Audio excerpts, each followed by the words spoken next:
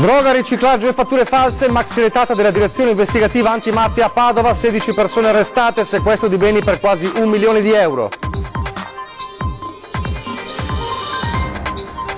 Il paese trevigiano di San Fior, sconvolto per la morte del 18enne Massimo Pizzol, vittima di un terribile incidente in auto la notte fra sabato e domenica.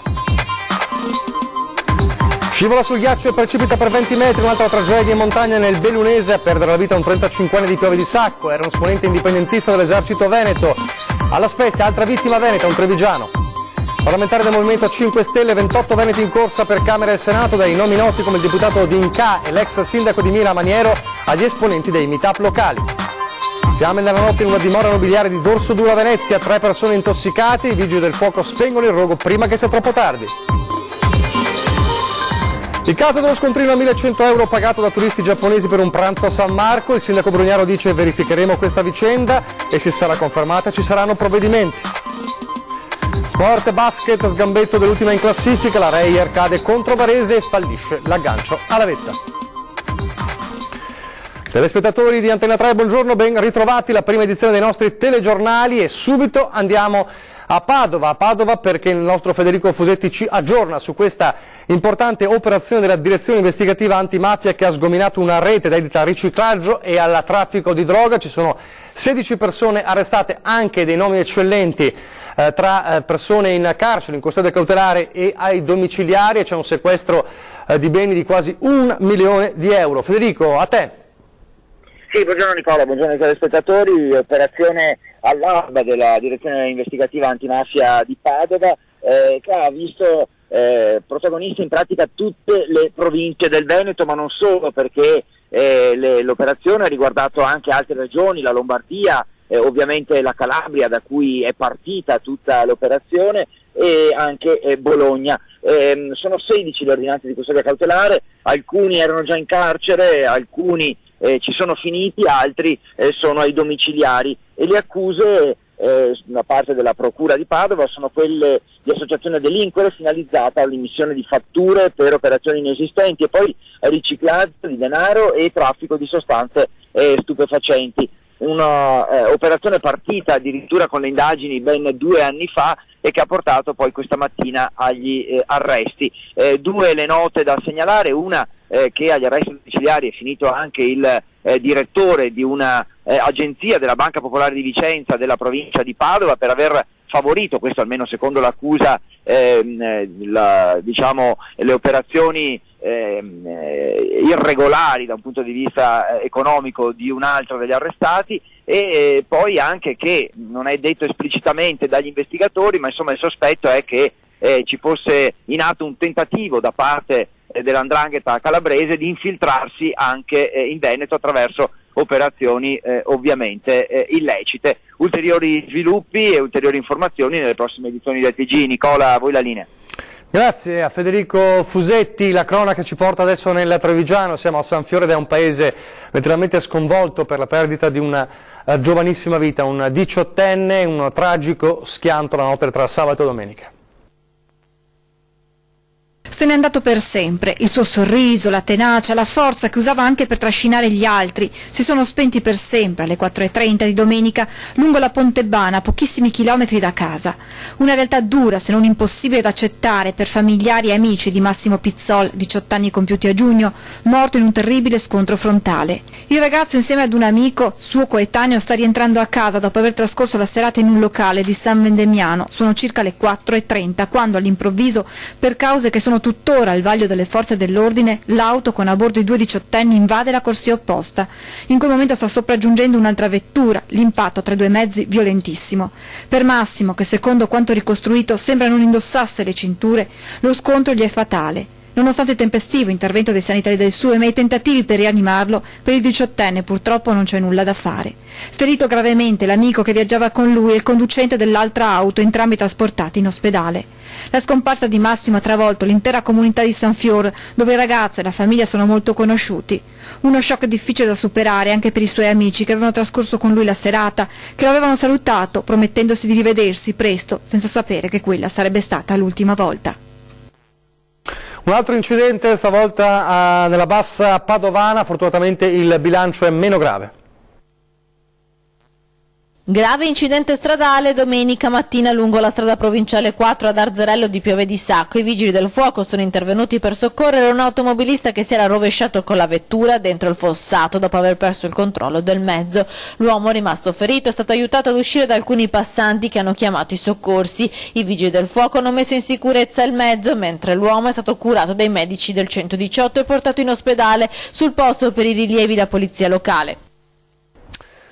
Tragiche escursioni in montagna, bilancio pesante per il Veneto con 2 vittime, l'ultima è stata identificata soltanto stamattina, poche ore fa, è una tragedia avvenuta ieri pomeriggio alla Spezia, ha perso la vita Massimo Lonati, 58enne trevigiano residente a Treviso ma domiciliato da qualche tempo alla Spezia, che è caduto in un burrone a Porto Venere. Dicevamo, la tragedia è avvenuta ieri pomeriggio, c'è stato il recupero della salma che è stata poi identificata poco fa. E poi ieri nel Bellunese la escursione tragica, un 36enne di Piove di Sacco, peraltro un esponente indipendentista dell'esercito veneto, Matteo Marcolin, che è scivolato sul ghiaccio e ha perso la vita dopo essere precipitato per 20 metri. Stava percorrendo un sentiero sopra la valle di Schievenin quando, attraversando un tratto ghiacciato e ripido, è scivolato cadendo da un salto di roccia alto 20 metri. Tragedia nelle montagne bellunesi, un 35enne di Piove di Sacco, Matteo Marcolina, ha perso la vita così domenica mentre stava facendo un'escursione insieme ad un amico. È stato proprio quest'ultimo, quando si è accorto della tragedia, a dare l'allarme al soccorso alpino. I soccorritori sono riusciti a capire il punto dove era avvenuto l'incidente, in prossimità di Forcella Bassa, tra la valle di Schievenin e la valle di Serenda il Grappa, versante a nord. Difficili le operazioni di recupero a causa delle forti raffiche di vento e della lastra di ghiaccio. Il corpo del 35enne è stato ritrovato lungo una mulattiera. Il giovane è morto all'istante per i traumi riportati. La salma è stata trasportata al cimitero di Serenda il Grappa e affidata ai carabinieri. I soccorritori hanno ovviamente accompagnato a valle anche l'amico dell'escursionista. Nella provincia di Venezia adesso per 2 interventi dei vigili del fuoco. Il primo, quello che ha destato maggiore preoccupazione, è avvenuto in pieno centro storico la scorsa notte. Ci racconta questo episodio, questa vicenda, Tommaso Stoppa al telefono. Tommaso. Sì, buongiorno a tutti da Venezia. È stata una nottata molto impegnativa per i vigili del fuoco che poco dopo la mezzanotte sono intervenuti a dorso duro per un principio di incendio in un alloggio al piano rialzato di una dimora nobiliare. 3 persone sono state portate in ospedale per aver respirato del fumo. I pompieri sono accorsi con le 2 autopompe lagunari, hanno comunque spento le fiamme che erano già state contrastate con degli estintori da parte di 2 lavoratori dal nipote della signora anziana residente nel palazzo, signora che è stata, come vi dicevamo, portati in ospedale insieme alla coppia di maggiordomi. Le fiamme erano divampate nell'angolo cucina soggiorno e probabilmente un cortocircuito elettrico è stato all'origine di questo incendio. Le operazioni sono durate quasi 3 ore perché oltre a spegnere le fiamme è stato necessario controllare che non ci fossero altri focolai residui. I vigili del fuoco veneziani erano anche intervenuti un paio d'ore prima in supporto ai colleghi di Jesolo per l'incendio divampato al primo piano di un'abitazione. Nessuno però ferito invece in questo caso, perché al momento del rogo nessuna persona era presente in casa. Squadre intervenute quindi da Mestre hanno spento le fiamme anche in questo caso, le cause anche qui di probabile natura elettrica. È tutto per il momento da Venezia, ulteriori aggiornamenti nelle prossime edizioni dei nostri telegiornali. Grazie a Tommaso Stoppa. Adesso lasciamo per un attimo la cronaca e parliamo di politica, perché ieri a Pescara c'è stato l'annuncio dei candidati del Movimento 5 Stelle dopo le parlamentarie che si sono svolte non senza polemiche, come sappiamo in questi giorni. Sono 28 i veneti in corsa in lista per il Parlamento e la Camera dei Deputati, tra volti noti e altri nomi sconosciuti, almeno ai più. La lista uscita in serata, manifestazione ormai conclusa. Ecco dunque preso d'assalto il blog del Movimento 5 Stelle per conoscere i risultati delle parlamentarie. Pubblicate 2 liste di aspiranti deputati e senatori che dovranno giocarsi il posto nel proporzionale. C'è la lista ufficiale e quella con i candidati supplenti, coloro cioè che saranno chiamati ad eventuale subentro in caso di rinuncia nel giro di una settimana. Per quanto riguarda la Camera, nella circoscrizione Veneto 1, che comprende le province di Belluno, Treviso e Venezia, svettano i nomi di Alvise Maniero, ex sindaco di Mira, e gli uscenti Arianna Spessotto ed Emanuele Cozzolino. Altro nome noto, quello di Federico D'Inca, bellunese, impegnato nella battaglia di Sappada passata al Friuli, e poi Daniela Bolzane e Maurizio Mestriner dei Meetup di Pieve di Soligo e di Treviso. Nel collegio 2 di Padova, capolista sarà Silvia Benedetti, deputata uscente, in quello di Vicenza Sara Cunial, a Verona riconfermata l'onorevole Francesca Businarolo. Per il Senato, capolista in Veneto 1 Orietta Vanina, ex assessore di Mira, seguita dal senatore uscente Gianni Girotto, in Veneto 2 altro big Giovanni Endrizzi, capogruppo al Senato. Il dettaglio dei risultati sarà reso noto nei prossimi giorni, ma intanto, dopo le polemiche che hanno caratterizzato il voto online, rimangono malcontenti e mal di pancia per le esclusioni anche eccellenti e l'inserimento tra gli aspiranti parlamentari di perfetti sconosciuti.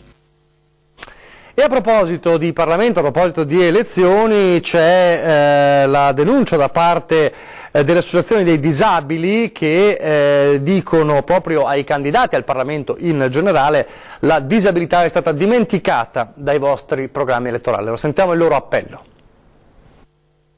Un gran parlare di reddito di inclusione sociale, ma sulla miseria dei 282 euro di pensione di invalidità civile in questa campagna elettorale c'è il silenzio delle forze politiche, un mutismo che sconcerta il mondo della disabilità. Gli invalidi non sembrano interessare più, come una volta, chi si candida al Parlamento. Anni fa forse era di più il pietismo che faceva muovere questa volontà ad agire.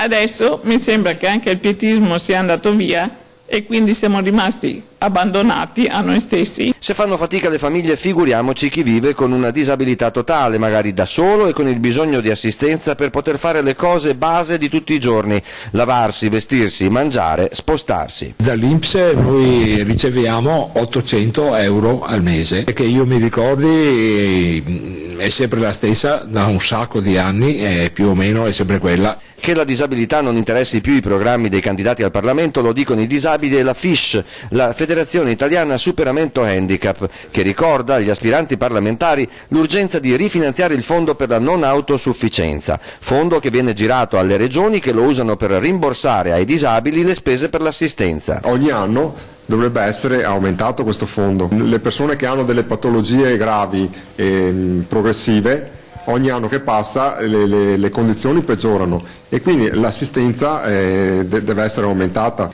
Per fortuna per Nicola, Angelo, Tonina, ma anche per Mara, Patti e altre 5 persone, in via Marghera c'è il progetto Gulliver a farli sentire cittadini del mondo, con l'editoria elettronica, una sala da pranzo per mangiare insieme, l'aiuto di una decina di volontari. Anche noi facciamo parte di una società e viviamo insieme con tutti e vogliamo solo fare una vita come è possibile farla per tutti. Cittadini del mondo. Cittadini del mondo. Già ci basterebbe poterlo fare anche in zone più ristrette, anche nella nostra città, essere capaci di muoverci liberamente. Torniamo alla cronaca, l'ennesimo episodio che vede protagonista una donna perseguitata dall'ex che è arrivato a installare, pensate, anche un sistema satellitare nell'auto di lei per pedinarla. È caduto nella Marca. Un GPS installato nell'auto dell'ex per pedinarla, per sapere in ogni istante dove si trova quella donna che lo ha lasciato, una situazione che lui, operaio trevigiano di 29 anni, fatica ad accettare, al punto che l'uomo inizia a seguire l'ex compagna ovunque vada. Lei si ritrova sempre più spesso all'improvviso con l'ex fidanzato che non perde occasione per chiedere di tornare con lui, richieste accompagnate da minacce e insulti anche davanti agli amici. Una situazione che con il passare delle settimane si fa sempre più insopportabile, fino ad un'escalation che sfocia in violenza in 2 episodi episodi, quando il 29enne avrebbe picchiato la donna, in uno dei casi costringendola a ricorrere alle cure del pronto soccorso. A quel punto la vittima decide di denunciare l'uomo alle forze dell'ordine. Ora per lo stalker inizierà il processo, l'operaio dovrà difendersi dall'accusa di atti persecutori e lesioni. A Mira, ora nel veneziano, dove a distanza di 2 anni e mezzo c'è ancora chi non ha visto il risarcimento economico dopo il drammatico passaggio del tornado lungo la riviera del Brenta che distrusse attività e abitazioni.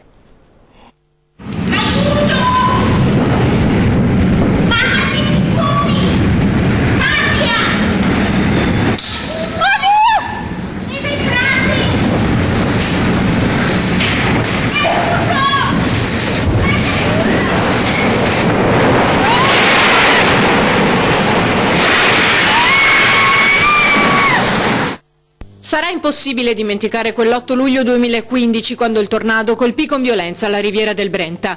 Attimi eterni che hanno creato profonde ferite e che a distanza di pochi anni bruciano ancora, soprattutto per chi è stato colpito anche nella propria attività, come Katia, che in pochi secondi ha visto volare via i sacrifici di una vita, la fioreria di famiglia a Mira, e che ad oggi aspetta ancora un aiuto. Noi come soldi ricevuti fino adesso abbiamo ricevuto 4.200 euro, poco più dal comune e basta, non abbiamo ricevuto niente altro.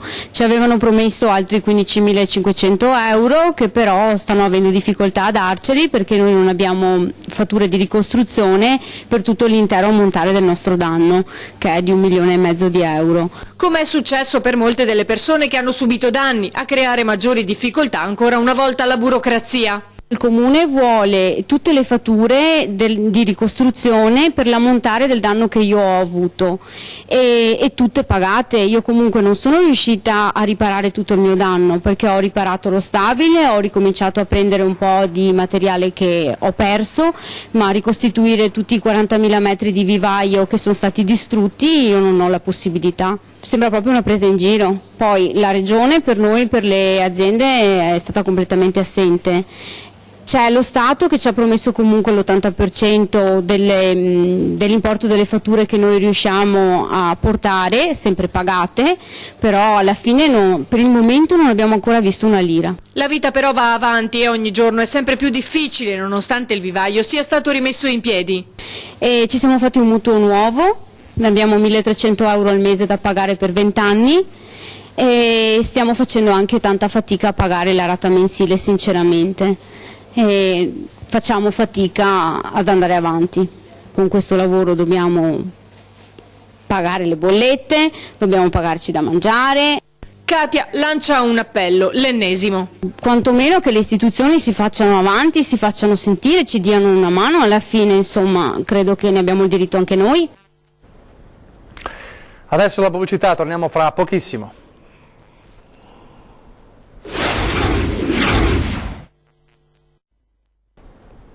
Rieccoci in studio, prima edizione del nostro telegiornale, andiamo a Verona. Il 25 gennaio ricorre il secondo anniversario della scomparsa di Giulio Regeni, ucciso in Egitto dopo essere stato sequestrato e torturato. Sono trascorsi 2 anni da quel 25 gennaio, ancora le autorità egiziane si ostinano a non rivelare i nomi di chi ha ordinato, di chi ha eseguito, di chi ha coperto e ancora copre il sequestro, la tortura e l'omicidio di Giulio Regeni, scrive in una nota Amnesty International annunciando una fiaccolata in ricordo di Regeni in decine di città, fra le quali Verona, giovedì 25 gennaio. L'appuntamento sarà a partire dalle 19:15 in Piazza dei Signori. In questo secondo anniversario di lutto e di domande che la famiglia Regeni fa da 24 mesi senza ottenere risposta, è fondamentale non consegnare Giulio alla memoria, scrive ancora Amnesty International, e rinunciare quindi a chiedere la verità. Quindi fiaccolata della memoria a Verona il 25 di gennaio alle 19:15 a partire da Piazza dei Signori.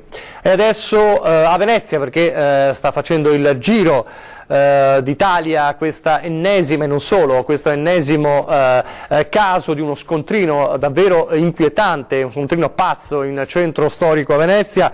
Il comando della Polizia Municipale ha convocato Marco Gasparinetti, il portavoce della piattaforma civica Gruppo 25 Aprile, che ha reso noto la vicenda dei giovani turisti giapponesi che hanno denunciato di aver pagato 1.100 euro in un'osteria vicino a Piazza San Marco per 4 bistecche, una frittura mista di pesce, acqua e servizio. Gasparinetti ha annunciato che consegnerà al comandante Marco Agostini le prove documentali, gli scontrini e la ricevuta di avvenuto pagamento del conto, oltre alle 2 distinte denunce che i ragazzi avrebbero presentato alla Guardia di Finanza di Bologna. Intanto a prendere posizione ovviamente anche il sindaco di Venezia Luigi Brugnaro. Allora ci racconta tutto Ilaria Marchiori da Venezia. Ilaria.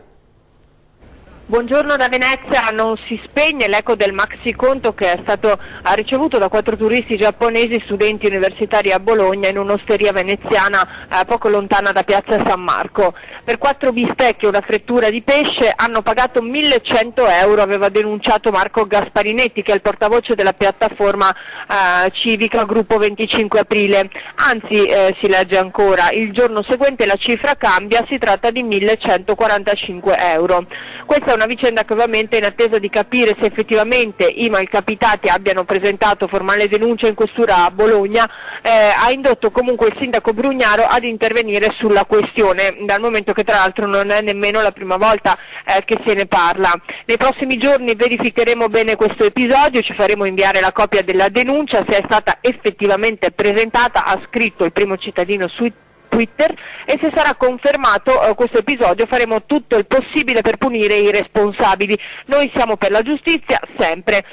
Anche il comandante della polizia locale Agostini ha scritto allo stesso Gasparinetti chiedendogli informazioni, e nei prossimi giorni saranno dunque raccolte testimonianze in merito. E intanto sul web si leggono tantissimi commenti negativi nei confronti di questa osteria. Scadente il servizio, l'ambiente, il trattamento dei clienti è uno dei commenti su TripAdvisor. Qualità da takeaway si legge ancora, non ci andrò mai più.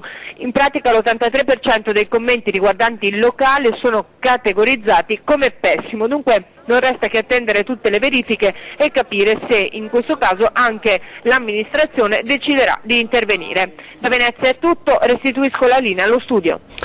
Grazie Ilaria Marchiori. Restiamo a Venezia però per parlare di sport, con la brutta sconfitta della Reyer, che in casa ha perso 63-75 contro Varese, squadra ai bassi fondi della classifica. Mai in partita i campioni d'Italia hanno rincorso per gran parte della gara, con i soli Bramos e Watt in doppia cifra, 14 punti e 10 punti rispettivamente, mostrandosi nettamente inferiore al rimbalzo e perdendo 17 palle. Venezia fallisce così l'aggancio in vetta alla classifica, e allora tutta la delusione per questa partita nelle parole di coach Walter De Raffaele subito dopo la gara. Sentiamolo.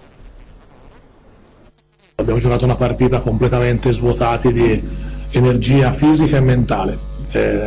Ci possono essere 1000 motivazioni, si possono trovare 1000 attenuanti, 1000 scuse, le tante partite, la vittoria di Milano, la trasferta di Coppa, gli infortuni, chi rientra, chi non è in condizione, chi non c'è più, si può trovare tante cose. La verità è che quando poi in un modo o in un altro la partita l'abbiamo rimessa in piedi, ci è mancata ancora una volta la giocata per riprenderla e mettere la testa avanti. Adesso dobbiamo rimboccarci le maniche, perché siamo in una situazione di, come si può dire, dobbiamo trovare nuovi equilibri. È fuori di dubbio che la squadra in questo momento ha equilibri difficili, si è visto anche stasera, al di là dell'assenza di Oralek, come era Peric. Sono tutti quintetti, tutti difficili, tutti quintetti dove non c'erano, come posso dire, equilibri precisi e stabiliti. Siamo in chiusura, vi ricordo la programmazione, gli appuntamenti della programmazione a partire da ore 13, fra pochissimo, subito dopo il telegiornale, si parla di Mose di Venezia, opera utile oppure mangia soldi. Ospiti di Daniela Gregnin sono Renato Boraso, assessore alla mobilità del Comune di Venezia, il professor Luigi Dal Paos, docente di idraulica all'Università di Padova, e Nicola Pellicani, consigliere comunale del Partito Democratico a Venezia. Stasera poi 20:10, il primo appuntamento 20:10, subito dopo il telegiornale di Treviso, parleremo di Movimento 5 Stelle perché avremo ospite il candidato sindaco di Treviso per il Movimento 5 Stelle, Domenico Lo Sappio, quindi è importante per focalizzare l'attenzione sulla corsa a Cassugana 2018. A seguire poi c'è Ring, come ogni lunedì, la politica alle corde, e si parlerà ovviamente delle elezioni politiche, la giungla dei simboli, le parlamentari appena concluse, polemiche o meno, con la senatrice Patrizia Bisinella di Noi con l'Italia, l'onorevole Roger De Menec, deputato del Partito Democratico, l'onorevole Federico D'Inca, deputato del Movimento 5 Stelle e fresco di ricandidatura, e il senatore Paolo Tosato della Lega Nord. È davvero tutto, vi lascio alle previsioni del tempo. Grazie per averci seguito e arrivederci.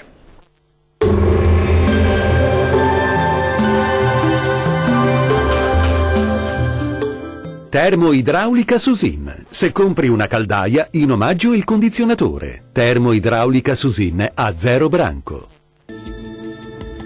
Ben ritrovati al meteo di Antenna 3. Qualche nube in più, ma tempo sempre in prevalenza buono sulle nostre regioni, tuttavia con qualche nevicata sui settori alpini.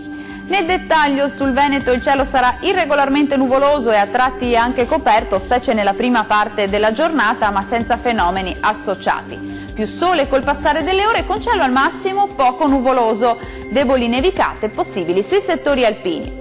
Le temperature massime saranno comprese tra 3 e 8 gradi, valori minimi tra -3 e 1 grado. Spostiamoci ora a vedere che tempo farà sul Friuli Venezia Giulia.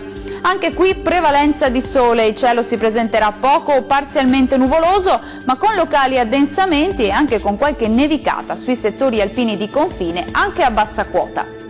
Vediamo anche in questo caso le temperature, le massime saranno comprese tra 3 e 6 gradi, valori minimi tra -2 e 0 gradi.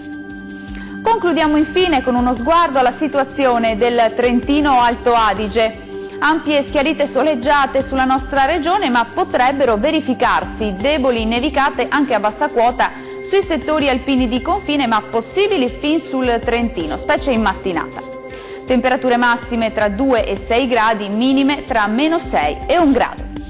Il mare sarà generalmente poco mosso, i venti deboli da sud-est sulle zone costiere e moderati al largo. Il meteo termina qui, arrivederci.